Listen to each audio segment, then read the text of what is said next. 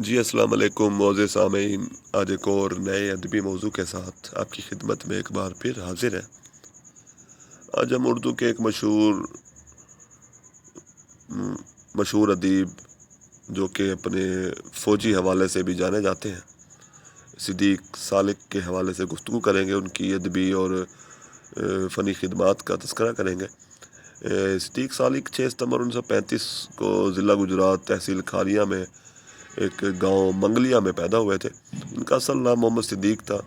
اور ان کے بچپن کے بارے میں کہا جاتا ہے کہ وہ بڑا مفلسی میں گزرا، اور مڈل کے بعد صدیق سالک جو ہے وہ بہاول نگر چلے گئے، اور 1951 میں وہ پرائیویٹ امتحان کے طور پر پرائیویٹ امیدوار کے طور پر انہوں نے میٹرک کا امتحان دیا، اور ذمہ دار کالج گجرات سے 1953 میں انہوں نے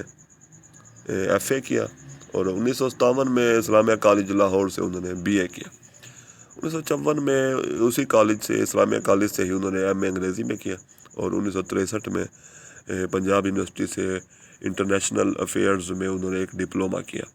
اور مختلف کالجوں میں وہ لیکچرار بھی رہے، اور اس کے علاوہ جنرل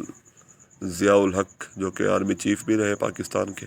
اور صدر پاکستان بھی رہے، تو صدیق سالک ان کے پریس سیکرٹری بھی رہے۔ اس کے علاوہ فوج پاکستان کے شعبہ تعلقات کے وہ ڈائریکٹر جنرل بھی رہے، ایک صحافی کے طور پہ بھی معروف ہیں۔ اگر ان کی ادبی خدمات کا تذکرہ کیا جائے تو وہ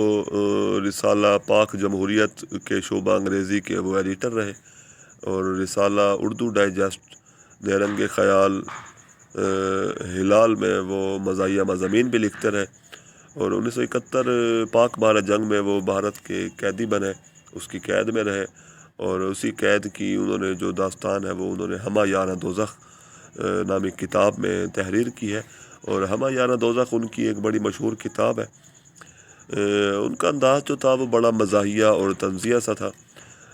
وہ لکھتے ہوئے مقصدیت کو ترجیح دیتے تھے، اور ان کے مشہور ناولوں میں ایمرجنسی اور پریشر کوکر شامل ہے، یعنی ان کی مشہور کتابوں میں پریشر کوکر اور ایمرجنسی ہے، جس میں انہوں نے پاکستانی معاشرے کے سماجی زندگی، خلاقی زوال اور روحانی ابتری کو مختلف واقعات اور کرداروں کے ذریعے بیان کرنے کی کوشش کی ہے۔ ان کا اسلوب بڑا کلاسیکی سا ہے، اور ان کا مقصد دراصل وہ معاشرتی ریاکاری کو عیاں کرنا ہے، واضح کرنا ہے۔ ان کے یہ ناول جو ہے وہ بڑے علامتی سے ہیں۔ اس کے علاوہ صدیق سالک جو ہے وہ معاشرتی ہم آہنگی، سماجی انصاف،